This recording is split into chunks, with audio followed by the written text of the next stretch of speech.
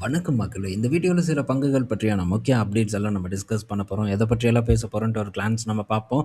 Gold பற்றி தங்க தலைவன் கிட்ட இருந்து வந்த ஒரு அப்டேட்ட நம்ம முதல்ல பார்க்க போறோம். அடுத்தது புது இன்வெஸ்டர்ஸோட மார்க்கெட் வரவு குறைஞ்சிருக்கு. அத பற்றியும் நம்ம பேச போறோம். அண்ட் ரிட்டர்ன் பேஸ் பண்ண ஒரு விஷயத்த பத்தி டிஸ்கஸ் பண்ண போறோம். டாடா மோட்டார்ஸ் கிட்ட இருந்து 2 அப்டேட் வந்திருக்கு. ஒண்ணு 2031 வரைக்கும் எத்தன புது மாடல்ஸ் அவங்க களமிறக்க போறாங்கங்கிறத பார்க்க போறோம். அடுத்தது ஸ்டெலன்டீஸோடனான கூட்டாண்மைய பற்றி பேச போறோம். அடுத்தது ஹைதராபாத்ல இருக்கக்கூடிய முன்னணி நிறுவனங்கள பற்றி நம்ம டிஸ்கஸ் பண்ண போறோம். இதெல்லாம் இந்த வீடியோல பார்க்கக்கூடிய அப்டேட்ஸா இருக்க போகுது. ஸோ ஃபர்ஸ்ட்டு நம்ம ஜெனரல் மார்க்கெட் அப்டேட்ட பார்ப்போம். கரண்ட்டா நிஃப்டி 50 ஒரு 170 பாயிண்ட்ஸ் வரைக்கான ஏற்றத்த டெலிவர் பண்ணிட்டு இருக்கு. பேங்க் நிஃப்டி ஒரு 360 பாயிண்ட்ஸ் வரைக்கான ஏற்றத்த டெலிவர் பண்ணிட்டு இருக்கு. இன்னைக்கு குறிப்பா நல்லா பெர்ஃபார்ம் பண்ண ஒரு செக்டார்ன்னு பார்த்தா, அது ஆட்டோ செக்டாரா இருக்கு. அதுலயும் குறிப்பா சில பங்குகளான மாருதி சுசுகி கிட்டத்தட்ட 4% வரைக்கான ஏற்றத்த குடுத்திருக்கு. ஐச்சர் மோட்டார் 2%, ஹீரோ மோட்டார் கார்ப் பார்க்கும்போது ஒரு 2% கிட்ட ஏற்றத்த குடுத்திருக்கு. மகீந்திரா அண்ட் மகீந்திரா 4%க்கு மேலான ஏற்றத்த குடுத்திருக்கு. டாடா மோட்டார்ஸ் பார்க்கும்போது ஒரு 1% பாசிட்டிவா ட்ரேட் ஆயிட்டு இருக்கு. டாடா மோட்டார் கமர்ஷியல் நல்ல பெர்ஃபார்மன்ஸ். அசோக் லேலண்ட் பார்க்கும்போது இன்னைக்கு டேல நல்ல பெர்ஃபார்மன்ஸ போஸ்ட் பண்ணியிருக்கு. ஆட்டோ செக்டாருக்கு இன்னைக்கு என்ன ஆச்சுன்னு தெரியல. அருமையான ஒரு ஏற்றத்த இன்னைக்கு டேல டெலிவர் பண்ணிட்டு இருக்கு. ஸோ அகைன் நம்ம மார்க்கெட் இப்போ ஒரு நல்ல ரெக்கவர குடுத்து ஒரு ஏற்றத்த நோக்கி போயிட்டு இருக்கு. ஸோ இன்னைக்கு டேல ஒரு நல்ல ஏற்றம் சின்னதா ஒரு கரெக்ஷன் ஏற்பட்டிருக்கு. தொடருதா? திரும்ப ஒரு ஏற்றம் நடக்குதாங்கிறத வெயிட் பண்ணி பார்ப்போம். இப்போ வரைக்கும் பார்த்தா ஒரு சரிவு நடந்திருக்கு. பட் அங்கேருந்து திரும்ப ஏறுற மாரி தான் வந்து ஒரு ப்ரொஜெக்ஷன் நடக்குது. ஸோ பொறுத்திருந்து நம்ம பார்ப்போம் என்ன நடக்குதுன்ட்டு. அடுத்தது கோல்டு பற்றியான அப்டேட். ரீசென்ட்டா கோல்டோட பெர்ஃபார்மன்ஸ் அந்த அளவுக்கு சிறப்பா இல்ல. ஸோ நம்மளும் பெருசா வந்து எக்ஸ்பெக்ட் பண்ணிட்டே இருக்கக்கூடாது. என்னமோ இது ஒண்ணு தான் அசெட் மாரி நம்ம இது பக்கமே வந்து கவனத்த செலுத்திட்டு இருக்கக்கூடாதுங்கிறது நம்ம பலமுறை டிஸ்கஸ் பண்ணியிருக்கோம். மேபி அந்த எமர்ஜென்சின்னு நம்ம கோல்ட வாங்கலாம். அதர்வைஸ் இன்வெஸ்ட்மெண்ட்காக, ரிட்டர்ன்காக நம்ம கோல்டுல போனோம்னா கண்டிப்பா நமக்கு பலன் கிடைக்காது. அதற்கான பலன் என்னைக்கோ முடிஞ்சிருச்சு. ஸோ அந்த டைம்ல நம்ம போட்டிருந்தா தான் ரிட்டர்ன் கிடைச்சிருக்கும். ஸோ இத பற்றியெல்லாம் நம்ம பலமுறை பேசியிருக்கோம். இப்போ கோல்டு ரொம்ப சுமாரான பெர்ஃபார்மன்ஸ குடுத்துட்டுருக்கு. ஸோ இந்த நேரத்தில ராபோட் கியோசகி வந்துட்டான்டா என் தங்க தலைவன் அப்படிங்கிற மாரி வந்து அவர் பார்த்தீங்கன்னா, இப்போ கோல்ட வாங்குறதுக்கு வெயிட் பண்ணிட்டு இருக்கிறதா ஒரு தகவல வந்து குடுத்துருக்காங்க. ஸோ இதுக்கு முன்னாடி சில்வர் பற்றியெல்லாம் பேசினாங்க. சில்வர்ல அது நடந்துக்கவும் செஞ்சது. ஸோ சில்வர்ல நம்மளும் பார்ட்டிசிபேட் பண்ணோம். இப்போ 2மே பார்த்தீங்கன்னா கரெக்ஷன குடுத்துட்டு தான் வந்துட்டுருக்கு. ஸோ அ இப்போ இப்ப இருக்கக்கூடிய சூழ்நிலையில நம்ம நண்பர்கள் கோல்ட பற்றியெல்லாம் வந்து கேட்டிருந்தாங்க. ஸோ கோல்டு அண்ட் சில்வர பற்றி டிஸ்கஸ் பண்ணுங்கன்ட்டு. ஸோ நம்ம பலமுறை டிஸ்கஸ் பண்ணது தான் இப்பவும் நான் பண்ண போறேன்.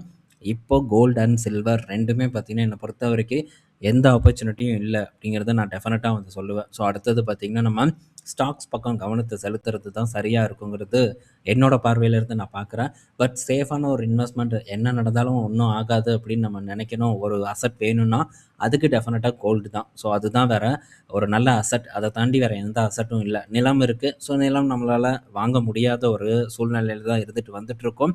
மற்றபடி சேஃபான அசெட் கோல்டு. ஆனா அதுக்காக இங்க நம்ம முதலீடு பண்ணி இதுக்கு முன்னாடி கிடைச்ச ரிட்டர்ன் திரும்ப கிடைக்கும் அப்படின்ட்டு எதிர்பார்த்தா, அந்த எதிர்பார்ப்பு தவறா முடிவதற்கான வாய்ப்பு இருக்கு அப்படிங்கிறத இந்த இடத்துல நான் சொல்லிக்கிறேன்.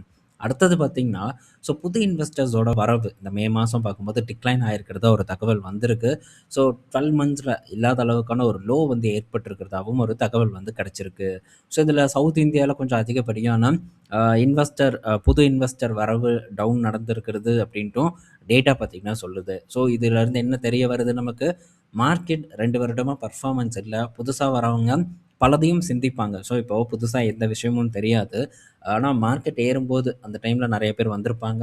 ஸோ அவங்க யாரையாச்சும் இன்ட்ரோடியூஸ் பண்ணுவாங்க. "மார்க்கெட்டுக்கு வாடா, சூப்பரா இருக்கும்." அப்படி இப்படின்னு சொல்லி பண்ணியிருப்பாங்க. அவன் என்ன சொல்லுவான், "என்னடா ஏறி இருக்கு, ஒண்ணும் ரிட்டர்ன் இல்ல. நீ என்னத்த பண்ணியிருக்க?" அப்படின்னு தான் கேள்விகள் வரும். அதனால புதுசா வரவங்க தயங்குவாங்க. இவங்க எப்ப திரும்ப உள்ள வருவாங்க, அடுத்த ஒரு புல் மார்க்கெட் வரும்போது அகைன் பார்த்தீங்கன்னா, புது இன்வெஸ்டர்ஸோட வரவு ஒரு பீக்குக்கு போகுங்கிறது என்னோட கணிப்பு.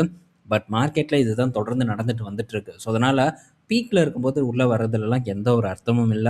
மேபி அது புல் மார்க்கெட்டா இருந்ததுன்னா, ஒரு நல்ல ரிட்டர்ன் பார்க்கலாம். ஆனா அந்த ஒரு ஓவர் கான்ஃபிடென்ட்லயே கண்ட இடத்துலயும் முதலீடு பண்ணி இழப்பதற்கான வாய்ப்பு ரொம்ப அதிகமா இருக்குங்கிறதையும் நம்ம கண்டிப்பா இந்த இடத்துல புரிஞ்சுக்கணும். ஸோ மார்க்கெட்ல ரொம்ப நாள் தொடர்ந்து இருக்கிறது தான் ஒரே வழி இந்த இடத்துல வெற்றி பெறுவதற்கு. அடுத்தது ஸோ இந்த Zerodhaவோட ஓனரான நிதின் காமத் அவர் என்ன சொல்லியிருக்காருன்னா, "there is no quick way to make money" அப்படின்ட்டு மென்ஷன் பண்ணியிருக்காங்க. உண்மதான். இத பற்றி பலரும் பல இடத்துல வந்து பேசியிருப்பாங்க. லோக்கல்ல ஆரம்பிச்சு இன்டர்நேஷ்னல் வரைக்கும் அனைவரும் பேசக்கூடிய ஒரு கருத்து தான். ஸோ ரீசெண்டாக இந்த அமேசானில் வந்து இந்த பிரமிட் ஸ்கீம் ஏதோ பார்த்துருப்பார் போல். ஸோ அது ரிலேட்டடாக வந்து பேசியிருக்காங்க. அதில் இருந்த எக்ஸ்பீரியன்ஸ் பற்றியெல்லாம் வந்து சொல்லியிருக்காங்க. ஸோ இந்த பிரமிட் ஸ்கீமை கண்டிப்பாக 90s கிட்ஸாக இருந்தால் எல்லாரும் ஒரு டைம் வந்து அனுபவிச்சிருப்பாங்க. அதாவது அதில் பணம் கொடுத்து மாட்டியிருப்பாங்கன்னு சொல்ல வரல. ஸோ இந்த எம்எல்எம் மாதிரி ஸ்கீம் இருக்கும். நம்ம அந்த இடத்துல போய் வேலை தேடிட்டு இருப்போம். வேலை தேடும்போது அந்த இடத்துல போய் உட்காந்துருப்போம்.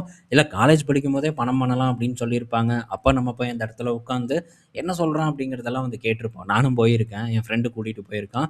ஸோ போய் அட்டன் பண்ணால் அவன் கேனையனாட்டும் பேசிகிட்டு இருப்பான் சம்மந்தமே இல்லாமல். பட் அதில் எந்த ஒரு பிஸ்னஸ் மாடலும் இல்லை. அது அந்த டைம்லேயே எனக்கு புரிஞ்ச ஒன்று தான். ஆனால் பலரும் அந்த இடத்துல பணத்தை போட்டு தொடர்ந்து நஷ்டம் பண்ணிகிட்டே தான் இருக்காங்க. வெளியே சொல்கிறதுக்கு கூட தயக்கம் இருக்குது. ஸோ ஐயோ சொன்னோன்னா நம்மளை மாக்கான்னு சொல்லிடுவானுங்களே அப்படின்ட்டு வெளியே கூட சொல்லாமல் மிகப்பெரிய அளவுக்கான கஷ்டத்தை அனுபவிச்சுட்டு இருப்பாங்க. இது இதோட முடிஞ்சிருமான்னு கேட்டால் முடியாது. தொடர்ந்து இருந்துக்கிட்டே தான் இருக்கும். மார்க்கெட்லேயும் அதே தான். ஸோ மார்க்கெட்லேயும் ரிட்டர்ன்ஸை பேஸ் பண்ணி தொடர்ந்து முதலீடு பண்ணுறதுக்கான ஆர்வம் பலருக்கும் இருக்குது. ஸோ ரிட்டர்ன் தான் பெரிய அளவுக்கான ஒரு குறிக்கோளாக இருக்குது. அதுக்கு தானே மார்க்கெட் வரும் அப்படிங்கிற கேள்வி இருக்கலாம்.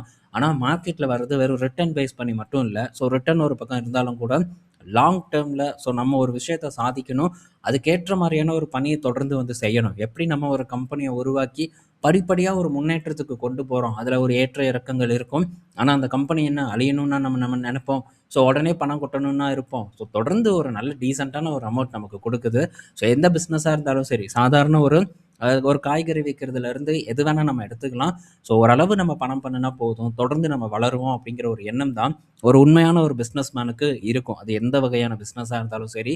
ஆனால் ஸோ அவசரமாக சீக்கிரம் முன்னேறணும் அப்படின்னு நம்ம நினைப்பது என்னைக்குனாலும் ஆபத்து அப்படிங்கிறத புரிஞ்சுக்கணும். நேற்று ஒரு கமெண்ட் பார்த்தேன். ஸோ அந்த கமெண்ட்டில் பார்க்கும்போது நமக்கு நல்ல க்ரோத் கிடைக்கணும்னா ஸ்மால் அண்ட் மிட் கேப் தான் தரும். லார்ஜ் கேப் டெஃபினட்டாக தராது அப்படின்ட்டு ஆணித்தனமாக ஒரு பதிவை போட்டிருக்காங்க. எப்படி ரிஸ்க் எடுக்கணும்னு வந்தாச்சு. எதுக்கு டீசன்ட் ரிட்டர்ன் கொடுக்கக்கூடிய லார்ஜ் கேப்பில் நம்ம பணம் போடணும். ஸோ நல்ல ஒரு ரிட்டர்ன் கொடுக்கக்கூடிய ரிஸ்க் எடுப்போம். ரிஸ்க் எடுக்க தானே வந்திருக்கோம். நல்ல ரிட்டர்ன் கொடுக்கக்கூடிய செலக்டிவான மிட் கேப் அண்ட் ஸ்மால் கேப்பில் முதலீடு பண்ணலாமேங்கிற ஒரு கேள்வி வந்து இருக்குது. ஸோ இப்போ ரிஸ்க் எடுக்கலைன்னா நம்ம எப்போ ரிஸ்க் எடுப்போம் அப்படின்னு வந்து கேட்டிருக்காங்க. தாராளமாக ரிஸ்க் எடுங்க. யாரும் கையை பிடிச்சி நம்ம இழுத்து பிடிக்கல. ஆனால் ஒவ்வொருத்தங்களுக்கு ஒவ்வொரு ரிஸ்க் ப்ரொஃபைல் இருக்கும். ஆனால் மார்க்கெட்டை பொறுத்த வரைக்கும் பெரிய ரிஸ்க்கே நம்ம எடுக்காமல் இருக்கணும். ஸோ பெரிய ரிஸ்க் நம்ம எடுக்கும்போது கண்டிப்பாக பாதிப்பு இருக்கும். ரிஸ்க் எடுக்கிறதுக்கான ஒரு நேரம் இருக்குது. கண்ட நேரத்தில் நம்ம போய் ரிஸ்க் எடுக்கக்கூடாது. ஸோ ரிஸ்க் எடுக்கிறதுக்கான நேரம் வரும்போது துணிஞ்சு நம்ம ரிஸ்க் எடுக்கணும். ஆனால் அந்த டைமில் அப்படி பண்ணுவாங்களா? டெஃபினட்டாக வந்து பண்ண மாட்டாங்க. நிறுவனம் அழிஞ்சு போகிற அளவுக்கான பேச்சு வரும். இந்த நிறுவனத்தில் பணம் போடுறது வேஸ்ட்டு, இது இன்னும் இறங்கும் அப்படிங்கிற ஒரு மனப்பான்மையில் அந்த நிறுவனத்தை வேடிக்கை தான் பார்ப்பாங்களே தவிர அந்த நேரத்தில் யாரும் ரிஸ்க் எடுக்க மாட்டாங்க. ஆனால் எப்போ ரிஸ்க் எடுப்பாங்க? ஒரு நிறுவனம் நல்ல ஏற்றத்தை கொடுத்துட்ருக்கோம். ஸோ அந்த நேரத்தில் போய் நான் ரிஸ்க் எடுக்கிறேன் பார் அப்படின்ட்டு போய் ரிஸ்க் எடுக்கிறது இது சரியான ரிஸ்க் கிடையாது. இப்படி முதலீடு பண்ணும்போது நமக்கு இழப்பு ஏற்படும். ஸோ ஃபஸ்ட்டு நம்ம போர்ட்ஃபோலியோவை ரொம்பவே ஸ்டேபிளாக வச்சுக்கணும். தரமான கம்பெனிஸ் நம்ம போர்ட்ஃபோலியோவில் டெஃபினட்டாக இருக்கணும். ஒரு 15-20% வேணால் நம்ம ரிஸ்க் எடுக்கலாம். ஏன்னா நம்ம ஒன்றும் பெரிய பணக்காரனெல்லாம் கிடையாது. நம்மளே ஒரு நார்மலாக சேலரி வாங்கி ஸோ அப்படி இப்படின்னு வேலை செஞ்சு கொஞ்சமாக வந்து பணத்தை முதலீடு பண்ணிகிட்டு இருக்கோம். 1000 செலவு இருக்குது. ஸோ நமக்கு போச்சுன்னா திரும்ப நம்மளால் அந்த பணத்தை சம்பாதிப்பது எவ்வளோ கடினம் அப்படிங்கிறது இன்வெஸ்ட்மெண்ட் பண்ணுற அனைவருக்கும் புரியும் நான் நினைக்கிறேன். அப்படி கஷ்டப்பட்டு சேர்க்கக்கூடிய பணத்தை இன்னும் ஸ்பீடாக வளர வைக்க போகிறேன் அப்படின்ட்டு முதலீடு பண்ணுறதுல எந்த அர்த்தமும் இல்லை. ஸோ நான் லிக்விட் ஃபண்டில் 2 வருடமாக போட்டு உட்கார்ந்துட்டுருக்கேன். இப்போ கூட லிக்விட் ஃபண்டில் போட்டுட்ருக்கிறது உங்களுக்கு தெரியும். ஸோ அந்த பணத்தை எடுத்து நான் தூக்கி மார்க்கெட்டில் போடுறதுக்கு எனக்கு எவ்வளோ நேரம் ஆக போகுது? ஈஸியாக போட்டுடலாம். ஆனால் பிளான் பண்ணி பக்காவாக போடணும் அப்படிங்கிறது தான் என்னோட ஒரு நோக்கம். ஸோ அதைத்தான் இந்த இடத்துலையும் வந்து நான் எல்லாத்துக்கும் கற்பித்து கொண்டு வந்துட்டுருக்கேன். ஸோ ஒரு பக்கம் நமக்கு சேஃப்டி பணம் நிறையா இருக்கணும். அப்பப்போ கொஞ்சம் கொஞ்சம் எடுத்து நம்ம நல்ல ஆப்பர்ச்சுனிட்டி கிடைக்கும்போது அந்த வாய்ப்பில் போடுறதுல ஒரு நல்ல ஒரு வெல்த் கிரியேட் ஆகுங்கிறது என்னுடைய ஒரு நம்பிக்கை. ஸோ யுஎஸ் மார்க்கெட்டில் எப்படி பண்ணிகிட்ருக்கேன்னு தெரியும். அண்டு நம்ம மார்க்கெட்லேயும் எப்படி வந்து சேஃபான ஒரு கேம் ஆடிட்டுருக்குன்னு தெரியும். இன்கேஸ் ஒரு டவுன்ஃபால் ஏற்பட்டால் அந்த டவுன்ஃபாலை எதிர்பார்த்து காத்துட்ருக்கேன் அப்படிங்கிறது நண்பர்களுக்கு தெரியும். அது வெறும் ஜஸ்ட்டு வந்து ஒரு எதிர்பார்ப்போடு இல்லாமல் ஒரு ப்ரிப்பேரோடு நான் வெயிட் பண்ணிகிட்ருக்கேன். மேபி நடந்ததுன்னா லிக்விட் ஃபண்ட் ரெடியாக இருக்குது. ஸோ அந்த இடத்துல ஃபண்டை இன்ஃப்யூஸ் பண்ணுறதுக்கு ஸோ பொறுமையாக வளருவோம். பொறுமையாக பணம் பண்ண ட்ரை பண்ணுவோம். மல்டி பேக்கரை நம்ம தேர்வு செய்ய முடியாது. நம்ம தேர்வு செய்வது தான் மல்டி பேக்கராக ஆகும். குழப்பமாக இருக்குல்ல? ஸோ நம்ம மல்டி பேக்கர் ஆகுன்ட்டெல்லாம் தேர்வு செய்ய மாட்டோம். நம்ம ஒரு நல்ல இன்வெஸ்ட்மெண்ட் அப்படின்ட்டு தேர்வு பண்ணுவோம். லாங் டேர்முக்கு நல்லா இருக்கும் தேர்வு பண்ணுவோம். ஆனால் ஏதாச்சும் ஒரு காரணத்தினால அந்த நிறுவனம் திடீர்னு ஒரு மல்டிபேக்கர் ரிட்டர்னை வந்து டெலிவர் பண்ணும். அதை தவிர நம்மளா போய் மல்டிபேக்கர் ஐடென்டிஃபை பண்ணுறதுங்கிறது நடக்காத ஒரு காரியம் ஷேர் மார்க்கெட்டை பொறுத்த வரைக்கும். ஸோ ரொம்ப கேர்ஃபுல்லாக சரியாக ரிஸ்க் எடுக்கிறதுக்கு ட்ரை பண்ணணும். So small cap mid cap தான் வேணும்னா தாராளமாக முதலீடு பண்ணிக்கலாம். நான் இந்த இடத்து பக்கமே இருக்க மாட்டேன். எஃப்ஐஎஸ் லார்ஜ் கேப்பில் வித்துட்டு இருக்காங்க. ஸோ அந்த இடம் தான் என்னோட ஃபேவரட் இடங்கிறது நான் திரும்ப இந்த இடத்துல பதிவு பண்ணிக்கிறேன். அடுத்தது ஸோ டாடா மோட்டார்ஸ் கிட்டேருந்து அப்டேட் வந்திருக்கு. ஸோ டாடா மோட்டார்ஸ் கிட்டேருந்து என்ன அப்டேட்னா, இங்கே ஸ்க்ரீன் சேஞ்ச் ஆக மாட்டேங்குது. சிஸ்டம் ஏதோ ரொம்ப ஸ்லோவாக இருக்குது போல். ஸோ இப்போ இந்த டாடா மோட்டார்ஸ் அண்டு ஸ்டெலன்டீஸோட பார்ட்னர்ஷிப் பார்த்திங்கன்னா ஆல்மோஸ்ட் வந்து ஒரு ஃபைனல் ஆகக்கூடிய இடத்துல இருக்குன்னு சொல்லியிருக்காங்க. இன்னும் வந்து ஒப்பந்தம் கையெழுத்திடப்படலை. ஆனால் ஃபைனல் ஆகக்கூடிய இடத்துல வந்து இருக்குது. 2 நிறுவனங்களுமே பார்த்திங்கன்னா மிகப்பெரிய அளவுக்கான கஷ்டமான ஒரு சூழ்நிலையில் இருந்துட்டு வந்துட்டுருக்கு. அதுலேயும் குறிப்பாக ஸ்டெலன்டீஸை போட்டு பொலன்னு பொழந்துட்டு இருக்காங்க. நேற்று கூட ஒரு சரிவை சந்திச்சது $6க்கு கீழே பார்த்தீங்கன்னா ட்ரேட் ஆகிட்டு இருக்கு. எதுக்கு இப்படி போட்டு அடிக்கிறாங்கன்னு தெரியல. ஆனால் பெரும் சரிவு இந்த நிறுவனத்தில் ஏற்பட்டுட்டு இருக்கு. ஸோ இந்த நிறுவனத்தை பற்றி நம்ம திரும்ப வந்து ரீட்டைல் ஆப்ஷன் குளோபலில் டிஸ்கஸ் பண்ணுவோம். நேற்று இந்த நிறுவனத்தை தான் நான் ஆட் பண்ணேன். ஸோ இறங்குனதுக்கப்புறம் இந்த நிறுவனத்தை வந்து நான் கான்சென்ட்ரேட் பண்ணேன். ஸோ இங்கே நடக்கக்கூடிய விஷயங்களை தொடர்ந்து கவனிச்சுட்டு இருக்கேன். எல்லா இம்ப்ரூவ்மெண்ட் இருந்தும் கூட இந்த நிறுவனத்தை அடிக்கிறாங்க.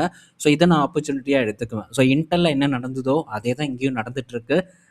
மார்க்கெட் வந்து ஒரு விஷயத்தை நம்புறதுக்கு கண்டிப்பாக டைம் எடுக்கும். மேபி மார்க்கெட் நம்பிருச்சுன்னு வச்சுக்கோங்களேன், அதுக்கப்புறம் நமக்கு அதில் ஆப்பர்ச்சுனிட்டியாக இருக்காது அப்படிங்கிறது நமக்கு இன்டெல் பார்த்திங்கன்னா மிக தெளிவாக வந்து நமக்கு எடுத்து உரைத்ததை நம்ம இதுக்கு முன்னாடி பலமுறை டிஸ்கஸ் பண்ணியிருக்கோம். ஸோ நீங்கள் கொஞ்சம் நினச்சி பாருங்கள்.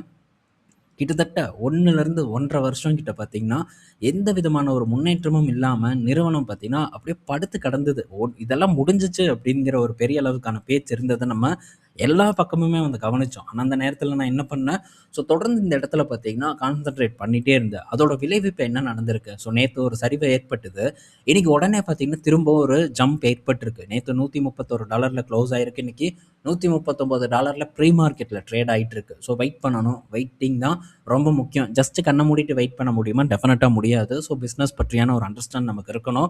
ஸோ ஃபியூச்சர்ல இது நடக்கும் அப்படிங்கிற தெளிவான பார்வை இருந்ததுன்னா, கண்டிப்பா நம்ம ஒரு வெற்றியை அடையலாம். ஸோ தைரியமா இன்வெஸ்ட்மென்ட் பண்ணலாம். வெற்றிங்கிறதே 2வது. ஸோ வெற்றியை பற்றியே நம்ம பேச வேண்டாம். ஸோ ஃபர்ஸ்ட் நமக்கு தைரியம் வேணும். அந்த தைரியம் எதுல இருந்து வரும்? அந்த நிறுவனத்தோட ஃபியூச்சரை நம்ம எந்த அளவுக்கு நம்ம ஐடென்டிஃபை பண்றோமோ அதுலேருந்து வரும். ஸோ அதுக்கப்புறம் வரக்கூடிய ரிட்டர்ன் நம்ம கையில இல்ல. கடவுள் கொடுக்கக்கூடிய ரிட்டர்ன் நம்ம என்ஜாய் பண்ணிக்குவோம். ஸோ மார்க்கெட் சம்டைம்ஸ் வந்து இப்படி தான் பண்ணும். ஸோ அதெல்லாம் தாண்டி தான் நம்மளோட புரிதல் மூலியமா வெற்றி பெறணுங்கிறது என்னோட ஒரு கருத்து. எவ்வளோ பெரிய கம்பெனி மொத சிப் கண்டுபிடிச்ச கம்பெனி சரிவடைஞ்சு கிடக்குது. ஸோ உங்களுடைய பிளான் என்னங்கிறத நம்ம பார்க்கணும்ல. ஸோ அதே தான் இப்போ ஸ்டெலன்டீஸ்லையும் அதுதான் நடந்துட்டு இருக்கு. ஸோ இந்த ஸ்டெலன்டீஸோட ஃபாலை பற்றி நம்ம பலமுறை டிஸ்கஸ் பண்ணியிருக்கோம். இப்போவும் பார்த்தீங்கன்னா தொடர்ந்து ஃபாலோ ஆகிட்டு இருக்கு. அண்ட் இந்த நிறுவனத்தில் நடக்கக்கூடிய விஷயங்களை பற்றி நம்ம டிஸ்கஸ் பண்ணியிருக்கோம். ஸோ பார்ப்போம் என்ன நடக்குதுன்ட்டு. ஸோ அங்கே என்ன பண்ணணும்னோ அதே தான் பார்த்தீங்கன்னா இந்த நிறுவனத்துலேயும் நான் தொடர்ந்து வந்து பண்ணிட்டு வந்துட்டுருக்கேன். ஸோ தொடர்ந்து நம்ம பார்ப்போம் என்ன ஒரு மாற்றம் நடக்குது லாங் டேர்மில் அப்படிங்கிறத வெயிட் பண்ணி பார்ப்போம். ஸோ இதில் சில பிஸ்னஸ் அப்டேட் இருக்குது, அதையும் உங்கள் கூட சேர்க்குறேன். அண்டு குறிப்பாக இப்போ ரீசெண்டாக நடந்த இவி ரீஸ்ட்ரக்சரிங்கை பற்றி நான் இதுக்கு முன்னாடி டிஸ்கஸ் பண்ணியிருக்கேன். அதை பற்றியான அப்டேட்டையும் உங்கள் கூட சேர்க்குறேன். ஸோ 2 நிறுவனங்களும் முக்கிய நிறுவனம். ஸ்டெலன்டீஸாக இருக்கட்டும், டாடா மோட்டார்ஸாக இருக்கட்டும், 2மே முக்கிய நிறுவனம். அதில் எந்த மாற்று கருத்தும் இல்லை. ஸோ இவன் வாய்ப்பை கொடுத்துட்டான். ஸோ இந்த இடத்துல பெரிய அளவுக்கு சரிவு ஏற்பட்டிருக்கு. ஆனால் டாடா மோட்டார்ஸில் இன்னும் அது ஏற்படாமல் இருக்குது. ஸோ ஏற்படுங்கிறது எதிர்பார்ப்பு. ஏற்பட்டதுக்கப்புறம் நான் இதை ஃபோக்கஸ் பண்ணுவேன். அந்த டைமில் இதுக்கப்புறம் மேபி இன்னும் கூட வந்து சரிவதற்கான வாய்ப்பு இருந்தாலும் இருக்கலாம்னு நான் நினைக்கிறேன். அப்போது மார்க்கெட்டில் இருக்கக்கூடிய ரீட்டைல் இன்வெஸ்டர்ஸோட ரியாக்ஷனை மட்டும் நீங்கள் கவனிக்க தவறிடாதீங்க. இது மிகப்பெரிய ஒரு பாடத்தை உங்களுக்கு கற்றுக் கொடுக்குங்கிறது என்னோட கருத்து. ஆனால் இது சரியுமான்னு தெரியல. நான் பாட்டுக்கு ஓவர் கான்ஃபிடென்ட்டில் சான்ஸ் வரும் அப்படின்னு தான் வெயிட் பண்ணிட்டு இருக்கேன். ஸோ வரலாம்ங்கிறது தான் என்னோட கருத்து. ஸோ அடுத்தது டாடா மோட்டார்ஸ் கிட்ட இருந்து இன்னொரு அப்டேட் வந்து வரக்கூடிய FY31க்குள்ள 26 புது ஐசிஐ கார்ஸ் அண்ட் 14 ஈவிஸ் வந்து லான்ச் பண்ண போகிறதா சொல்லியிருக்காங்க. இதில் ஃபேஸ் லிஃப்ட்டும் அடங்கும். அண்ட் இதில் புது மாடல்ஸும் இருக்கும் அப்படின்னு வந்து சொல்லியிருக்காங்க. எப்படியும் பெட்ரோலில் லான்ச் பண்ணக்கூடிய காரை அப்படியே அவங்க ஈவிக்காக வந்து விடத்தான் போகிறாங்க. Safari EV, Harrier EV, Punch EV, Tiago EV, Nexon EV அப்படின்ட்டு எல்லா ஈவியும் பார்த்திங்கன்னா இருக்குது. அதே கார் பெட்ரோல்லையும் இருக்குது. அதே ஸ்ட்ராட்டஜி தான் டாடா மோட்டார்ஸ் பார்த்திங்கன்னா ஃபாலோ பண்ண போகிறாங்க, அதில் எந்த சந்தேகமும் இல்லை. ஸோ தொடர்ந்து நம்ம பார்ப்போம். டொமஸ்டிக் மார்க்கெட்டில் நல்ல பர்ஃபார்மன்ஸை பண்ணிகிட்டு இருக்காங்க. 2 மாடல் தான் இருந்தாலும் கூட ஸோ இன்னும் அவங்க அக்ரெசிவாக வந்து புது மாடல்ஸை லான்ச் பண்ணுறாங்க. இதை எப்படி நல்லா பர்ஃபார்ம் பண்ணுங்கிற நம்பிக்கை இருக்குது. ஆனால் இன்னும் வரைக்கும் ஒரு க்ளூலெஸ்ஸாக இருக்கக்கூடிய ஒரு மார்க்கெட் குளோபல் மார்க்கெட் தான். ஸோ குளோபல் மார்க்கெட்டை பொறுத்த வரைக்கும் ஸோ இன்னும் நம்ம கண்ணில் விளக்கெண்ணெய் விட்டு நல்லா வந்து வாட்ச் பண்ணிகிட்டே இருக்கணும். ஸோ அப்போ தான் நமக்கு இந்த இடத்துல ஐடியா கிடைக்கும். நான் அதை பார்த்துட்டு தான் இருக்கேன். கண்டிப்பாக உங்கள் கூட சேர்க்கறதுக்கு நான் ட்ரை பண்ணுறேன். அடுத்தது ஸோ இந்த டாப் கம்பெனிஸ் அப்படின்னு நம்ம பார்க்கும்போது ஸோ ஹைதராபாத்தில் மட்டும் கிட்டத்தட்ட 39 மோஸ்ட் வேல்யூபிள் ப்ரைவேட் கம்பெனிஸ் இருக்கிறதா ஒரு தகவல் வந்து கிடச்சிருக்கு. 4வது இடத்துல இருக்காங்க லிஸ்டட் கம்பெனிஸ் பொறுத்த வரைக்கும். ஸோ சென்னை பார்க்கும்போது நம்ம தமிழ்நாடு 5வது இடத்துல இருக்காங்க. ஸோ மோஸ்ட்லி இங்கே இருக்கக்கூடிய நிறுவனங்கள் ஸோ எல்லாம் பார்த்திங்கன்னா அந்த ஊர்க்காரங்களோட இன்வெஸ்ட்மெண்ட் மாதிரி தான் இருக்கும். Reddy and Natco, so device இதெல்லாம் பார்த்திங்கன்னா அந்த ஊர்க்காரங்க ஆரம்பித்தா நிறுவனங்கள் இவ்வளோ பெரிய ஒரு வளர்ச்சியை வந்து கொடுத்துருக்கு. ஸோ இது மிகப்பெரிய அளவுக்கான ஒரு விஷயம் அப்படின்னே நம்ம சொல்லணும். அந்த அளவுக்கான ஒரு வளர்ச்சி குறிப்பாக இந்த ஃபார்மான்னு எடுத்தாலே ஆந்திரா அதுதான் இப்போ தெலுங்கானான்னு மாறியாச்சு, பாதி பாதியாக பிரிஞ்சிருச்சு. ஸோ அதில் தெலுங்கானாவில் பல கம்பெனிஸ் பார்த்திங்கன்னா இருக்குது. இப்போ நடந்த ஸ்ப்ளிட்டுக்கு அப்புறம் இன்னும் இருக்குது. ஆரோ ஃபார்மா, லாரஸ் லேப் அப்படின்ட்டு ஃபார்மாவோட தலைநகரமாகவே இருக்குது அப்படின்ட்டு நம்ம சொல்லலாம். அதில் எந்த சந்தேகமும் இல்லை. ஸோ பார்ப்போம். இப்போ மட்டும் இது கடந்த ஒரு 5 வருடத்தில் மட்டுமே இவங்களுடைய ஓவரால் இந்த லிஸ்டட் கம்பெனிஸோட வெல்த் வந்து ஒரு 12 லட்சம் கோடியை வந்து ஹிட் பண்ணியிருக்கிறத தகவல் வந்திருக்கு. 5 லட்சம் கோடியிலேருந்து 12 லட்சம் கோடியாக உயர்ந்திருக்கிறதா டேட்டா வந்து கொடுத்துருக்காங்க. ஒரு நல்ல வளர்ச்சி, பாராட்டத்தக்கக்கூடிய ஒரு விஷயம். நம்ம இந்தியன் கம்பெனிஸ் இந்த அளவுக்கான ஒரு பர்ஃபார்மன்ஸை கொடுக்கறதில்ல. அடுத்தது ஸோ இப்போ இந்த க்ரூட் ஆயிலோட விலை உயர்வின் காரணமாக ஸோ இந்த கம்பெனிஸ் எல்லாம் பார்க்கும்போது நல்ல பெனிஃபிட் அடையுதுன்னு போட்டிருக்காங்க. இண்டிகோ, HPCL, BPCL போன்ற கம்பெனிஸ் ஒரு நல்ல பெனிஃபிஷியராக இருக்குது அப்படின்னு மென்ஷன் பண்ணியிருக்காங்க. தொடர்ந்து க்ரூடோட சரிவு இருந்துக்கிட்டு தான் இருக்குது. இன்றைக்கும் அது நடந்திருக்கு. நடக்கட்டும், அடித்து இறக்குங்கடா அப்படிங்கிற மாதிரி தான் எனக்கெல்லாம் ஃபீலிங்காக இருக்குது. ஸோ நல்ல விலை இறங்கி சீப்பாக ஆகும்போது தான் ரொம்ப மகிழ்ச்சியாக இருக்கும். ஸோ அதை பாஸ் பண்ணால் நமக்கும் நல்லாயிருக்கும். நிறுவனங்களுக்கு டெஃபினட்டாக அது ஒரு மிகப்பெரிய ஒரு நல்ல செய்தி தான். ஸோ இந்த வீடியோவில் பல விஷயங்களை ரொம்ப டீட்டெயில்டாக வந்து நம்ம டிஸ்கஸ் பண்ணியிருப்போம். பயனுள்ளதாக இருக்கும்னு நான் நினைக்கிறேன். ஈவினிங் நம்ம இன்னொரு வீடியோவில் மீட் பண்ணுவோம். பாய் மக்களே.